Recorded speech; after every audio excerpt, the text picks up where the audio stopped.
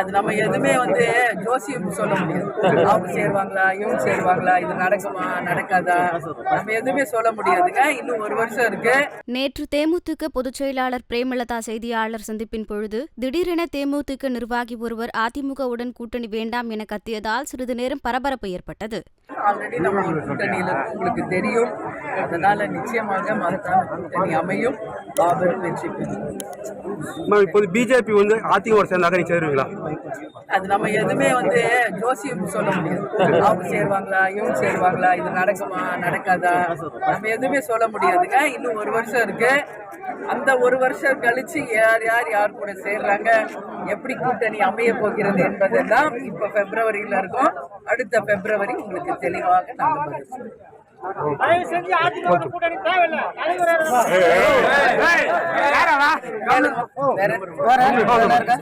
இன்னைக்கு தமிழ்நாடு முழுக்க பாலியல் வன்கொடுமை ரொம்ப ரொம்ப மோசமா போயிட்டு இருக்குங்க.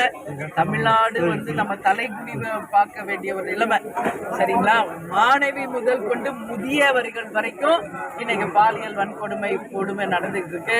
எங்க பார்த்தாலும் டாஸ்மாக், கள்ளச்சாராயம், அது மட்டும் இல்ல கஞ்சா, எங்க பார்த்தாலும் விற்பனை. இதுதான் இந்த பாலியல் வன்கொடுமைக்கு மிக முக்கியமான ஒரு காரணமா இருக்கு. சேலத்துல பார்த்தா டாஸ்மாக் கடையிலேயே கள்ளச்சாராயத்தை விற்கிறாங்க. அதனால இந்த கவர்மெண்ட் என்ன முன்னுதாரணம் காமிக்கிறாங்க அப்படிங்கிறது மக்கள் கேள்வியாக நாங்க கேட்கிறோம். ஏன்னா நம்ம மக்களை சரியான முறையில வழி நடத்தணும். அவங்க கொடுத்த வாக்குறுதிகளை நிறைவேற்றல, ஆனா கொடுக்காத வாக்குறுதிகளா நடக்கும்னு சொல்றாங்க. ஆட்சிக்கு வந்த உடனே நீட்டை ஒழிப்போம்னு சொன்னாங்க. இன்னைக்கு வரைக்கும் நீட்டை ஒழிக்க முடியலைங்க. முடியாதுன்னு சொல்லி தெரிஞ்சும் அவங்க இதை வச்சு அரசியல் பண்றாங்க. செய்திகளை உள்ளது உள்ளபடி தெரிந்து கொள்ள ரெஃப்ளெக்ட் நியூஸை சப்ஸ்கிரைப் பண்ணுங்க.